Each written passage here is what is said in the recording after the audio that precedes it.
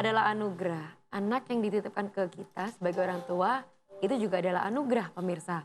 Tapi kadang-kadang dengan seiring perkembangan zaman, seiring perkembangan teknologi, di mana kalau cerebral palsy ini bisa dideteksi sejak dini, sejak anak berusia janin berusia 3 bulan di dalam kandungan, bisa diambil cairannya, kemudian melakukan tes genetik, apakah genetiknya sehat, normal, ataukah ternyata memang menyandang cerebral palsy. Dan ada beberapa juga calon orang tua yang memutuskan untuk menjatuhkan atau menggugurkan anak di dalam kandungannya ketika mengetahui si anak ini menyandang cerebral palsy. Tapi hal itu tidak dilakukan ya oleh Ibu Sari dan juga Ibu Nur Cahya karena mereka adalah anugerah apapun kondisi mereka. Dan itu sudah dibuktikan oleh Bu Nur Cahya Ibu ya. Mas Gema berusia 16 tahun bisa sekolah seperti anak-anak normal dan bisa berprestasi juga. Mungkin Mas Gema bisa cerita ke pemirsa bagaimana kondisi Mas Gema kalau di sekolah, bagaimana teman-teman Mas Gema, bagaimana Mas Gema kalau selama proses belajar mengajar di sekolah itu? Saya sebelumnya sekolah itu teman saya cukup menerima kondisi saya kalau di SMA ini. Terus kalau proses belajar mengajar itu ada beberapa pelajaran yang saya tidak bisa lakukan seperti contohnya olahraga gitu. Terus akhirnya saya bilang ke gurunya untuk digantikan tugas yang lain atau gurunya pernah menyuruh saya untuk mendorong kursi roda sampai itu. Oke, gurunya pun juga support ya. Pernah nggak sih Mas Gema kalau di sekolah itu dibully sama teman-teman, diejekin sama teman-teman gitu? Pernah. Pernah. Terus gimana Mas Gema untuk argumen sama mereka? Ya dulu kalau waktu di SMP itu waktu saya pernah disembunyikan di atasnya. Terus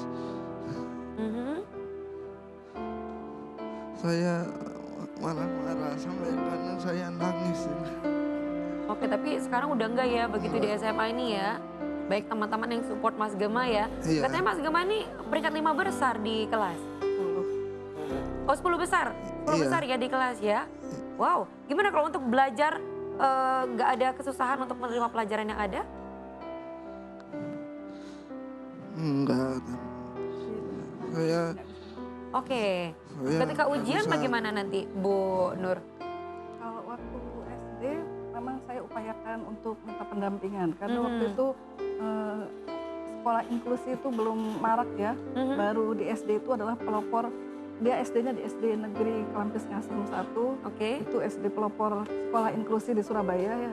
Jadi kita masih juga sama-sama belajar, orang tua dan guru sama-sama saling ngepas-ngepasin. Dan dia kebetulan satu-satunya murid dengan kondisi seperti ini. Yang lainnya anak berkebutuhan khusus atau ABK lainnya itu autis atau Down syndrome. Jadi nggak physically gini. Jadi mereka bisa bergerak gitu. Tapi khusus ini dan kebetulan dilihat prestasinya bisa untuk UNAS gitu. Jadi mengupayakan untuk untuk pendampingan masih kami upayakan. Tapi ketika SMP sudah diarahkan ke SMP inklusi juga, SMP 29. Jadi perjuangan saya udah sedikit berkurang gitu, nggak seberat waktu SD. Dan SMA ini sudah makin lebih ini lagi, makin lebih nyaman lagi gitu karena memang sekolahnya sudah dipersiapkan untuk anak seperti ini gitu. Baik. Dan ini kalau untuk Bilal, apakah ada patokan nggak sih umur sekian harus sudah sekolah gitu?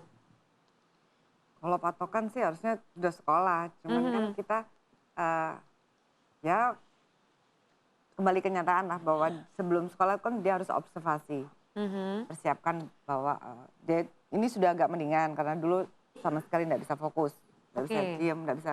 Jadi memang harus dipersiapkan dan itu ya mau nggak mau kita harus terima gitu. Kalau saya pribadi saya nggak punya target. Berarti ada nanti masuk ke sekolah ke ini ya, sekolah anak SLB berkebutuhan ya, khusus. YPAC. Minimal seperti itu. Oke, karena memang di sana apa ya, untuk pola didiknya pun juga Ya, ada berbeda. terapinya juga seperti itu. Dan ini kalau terapi apa sih? Sebenarnya kalau untuk CP? Terapi banyak. Terapi Banyak. fisioterapi, okupasi juga, bicara juga, dan sebagainya. Kalau untuk Mas Gema kan 5 tahun sudah bisa ngomong. Itu dari terapi memang dari bayi ya? Ya, dari bayi begitu dokter vonisnya itu baru umur 11 bulan. Jadi awalnya diduganya di epilepsi. Oke. Terus kemudian berubah menjadi cerebral palsy. Nah, kemudian dokter menyarankan untuk terapi di usia 11 bulan. Walaupun juga dengan vonis bahwa ini tidak akan sembuh, ya itu tadi saya nggak tahu nggak bisa sembuhnya seperti apa gitu kan. Dan saya terapi aja sampai di rumah sakit waktu itu benar-benar pengadaan khusus alat terapi karena dia pasien pertamanya di rumah sakit Surabaya yang rumah sakit besar lah termasuk gitu. Ya itu tadi saking waktu itu belum diangkat situasi Belum seperti ini. familiar ya. Belum familiar gitu ya. Terus saya terapi terus-terusan segala terapi dari mulai akupuntur, terus refleksi, terus kalau bicara saya sendiri yang terapi ya, dan sampai sekarang yang ketinggalan kondisinya saat ini adalah dia tidak bisa motorik halus. Kalau motorik kasar sudah saya ajari, dia sudah bisa kamar mandi sendiri, udah bisa. Kebetulan saya 7 tahun ini suami di luar kota, jadi saya udah benar-benar saya dan anak-anak beserta pembantu jadi di Surabaya ini gitu ya. Oke, dan anak-anak berarti anaknya ada berapa? Ada 3. 3, Ini kalau nomor Mas 2. Gema nomor 2. Bagaimana dengan kakak adiknya? Apa ikut membantu juga ketika di rumah? Ya, dan itulah usaha terberat sekaligus hadiah terberat buat saya. Usaha terberatnya bagaimana menyadari si kakak yang hanya jarak 2 tahun ini untuk bisa memahami adiknya. Karena dia sempat stres juga, punya adik seperti ini. Jadi mungkin bayangannya punya adik laki sama laki, yang nomor 1 laki. Dia ajak main, nggak bisa main. Akhirnya ditendang lah, dipukul lah. Namanya anak-anak umur 3 tahun, 2 tahun. Iya benar-benar. Kan nggak mengerti. Jadi kita memberi pengertian itulah yang luar biasa sulitnya gitu. Sampai saya pun harus rajin-rajin berkunjung ke psikolog gitu. Dan ternyata mereka pun akhirnya bisa mengerti. Jadi kakaknya tuh sayang sekali sama dia. Setiap kemana didampingi, les pun kakaknya yang goncengin karena saya kerja ya, pulangnya juga agak malam gitu. Jadi luar biasa pengorbanan kakaknya itu untuk adiknya ini. Dan adiknya yang jaraknya 8 tahun pun gitu, kadang bikinin minum, ngambilkan minum. Jadi suasana seperti itu saya siapkan sedini mungkin untuk biar semua nyaman gitu. Oke, berarti ini kan Mas Gema ini kan anak tengah-tengah.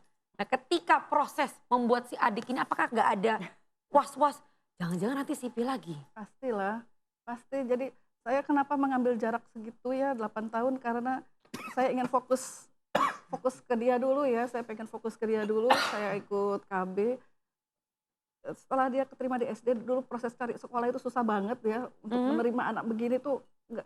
Dan saya ingin memang dia tidak di SLB dengan alasan tertentu sehingga saya masukkan di sekolah umum gitu ya.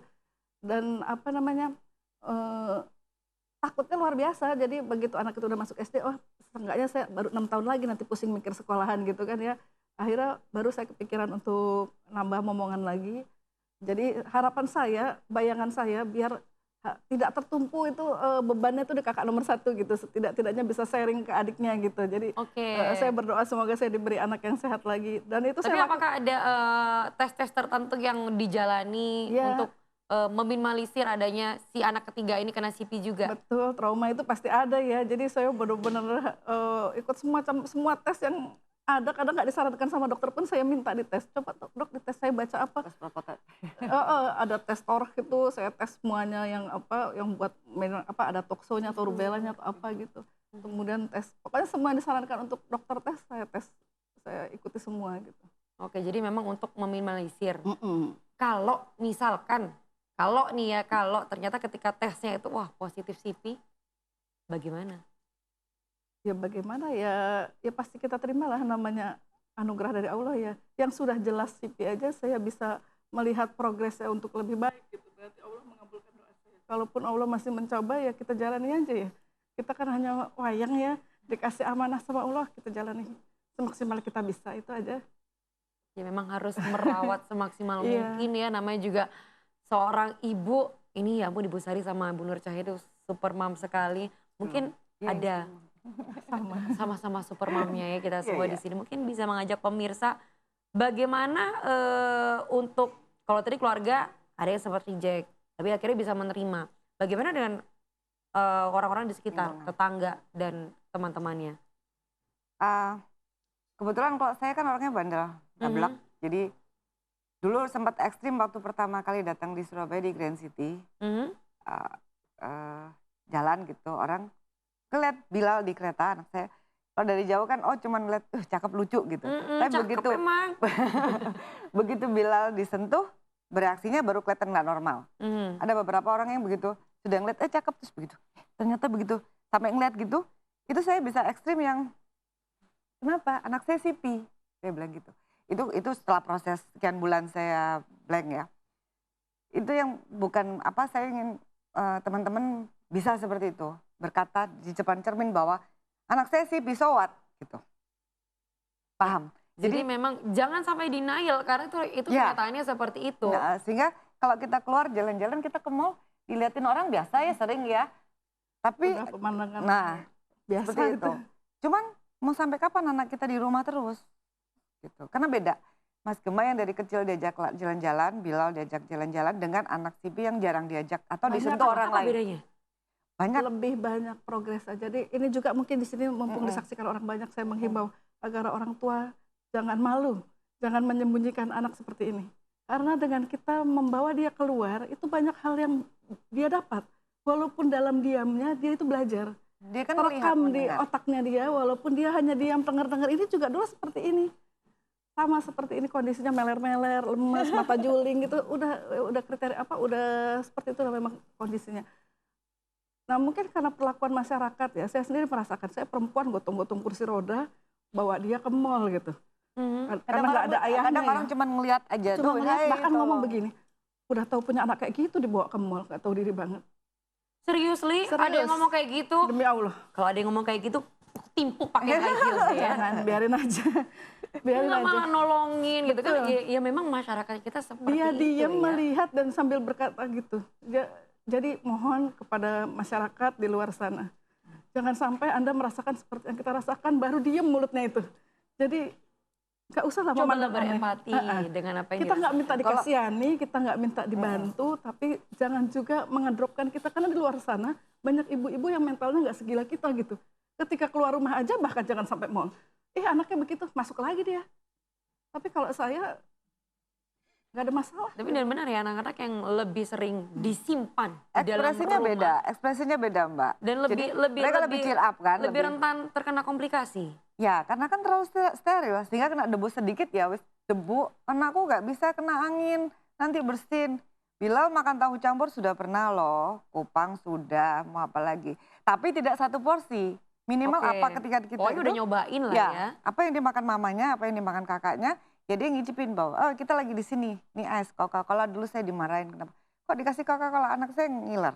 Oke baik. Ketika dikasih Coca-Cola pertama, drink ya? soft drink, ya sorry. Nggak apa-apa. Dikasih soda pertama, dia refleksnya kan lambat gitu. Jadi pertama cuma bingung. Tapi dengan bukan sering tapi diulang-ulang, akhirnya dia mengerti bahwa oh seperti ini sampai dan menelan air ludahnya. Itu bagian dari terapi seperti itu. Nah, tadi saya tekankan penekanan kalimat Bu Nur bahwa tidak semua orang tua itu mentalnya gila seperti kita. Apa yang dikatakan gila? Berarti harapannya supaya semua orang tua yang memiliki anak sipi mentalnya bisa segila Bu Nur dan Bu Sari ya. Betul. Bilal ke Bagaimana karaoke caranya loh. nih? Oke, keren. Bilal ke karaoke, kalau lagu sedih dia Ini ikut sedih. ke semua Tuh. tempat wisata yang terkenal, dia datang dan dia naik digendong ayahnya, naik wahana-wahana. Walaupun pernah ada masalah juga, ya sama seperti itu. Kadang-kadang nggak boleh anak masuk. kayak begini kok dibawa kayak begini gitu. Oke, mungkin terakhir ada himbauan untuk ibu-ibu yang orang tua yang anaknya menderita CP atau masyarakat sekitarnya. Untuk pemirsa di rumah? Jadi saya minta kita selalu berjuang. Saya yakin semua orang tua itu pengen anaknya diterima masyarakat. Tapi bagaimana kita bisa mengharapkan mereka menghargai anak kita kalau kita tidak menghargai anak kita. Awal yang bisa dilakukan adalah memberikan hak mereka seperti kakak-kakaknya atau adik-adiknya atau teman-temannya. Ibu ke mall, ajak ke mall, Bu. Repot naik turun tangga, kita juga repot naik turun tangga. Tapi ketika orang melihat kita menghargai anak kita, orang itu pasti akan menghargai anak kita. Kalau kita menerima keberadaan anak kita, saya yakin masyarakat pasti akan menghargai keberadaan anak kita. baru kita berjuang untuk yang lainnya, pendidikannya, kesehatannya, seperti itu. Jadi pertama memang penerimaan. Penerimaan itu kaitannya mungkin dengan iman kita ya. Perkuatlah dulu iman kita sehingga kita bisa menerima seburuk-buruknya apapun yang diberikan oleh Allah adalah itu yang terbaik buat kita. Kita hanya nggak tahu kapan baiknya itu kita rasakan gitu. Kapan kita metik hati Kapan kita metiknya, itu intinya. Jadi buat kita mungkin, buat orang, buat saya No. mungkin ini buruk. Tapi ternyata mungkin inilah kelak yang membawa saya ke surga ya, katanya janjinya Pak Ustadz begitu. Jadi pertama yang harus dikuatkan adalah orang tuanya dulu. Ya. Baru kemudian kita bisa berbuat lebih banyak untuk mereka. Ya, semoga para orang tua yang anak-anaknya penyandang CP bisa sekuat Bu Nur Cahaya dan Bu Sari ini. Semoga masyarakat, pemirsa semua di rumah juga tidak lagi memandang sebelah mata, baik penyandang CP ataupun keluarga dari penyandang CP. Semoga bisa lebih berempati lagi. Terima kasih Bu Sari, Mbak Nisa. moga-moga Sehat lebih selalu. strong lagi. Bu Nur Cahaya juga terima kasih. Makasih Mas Gema, moga-moga nanti dari 10 besar bisa 5 besar ya Mas Gema ya. Amin.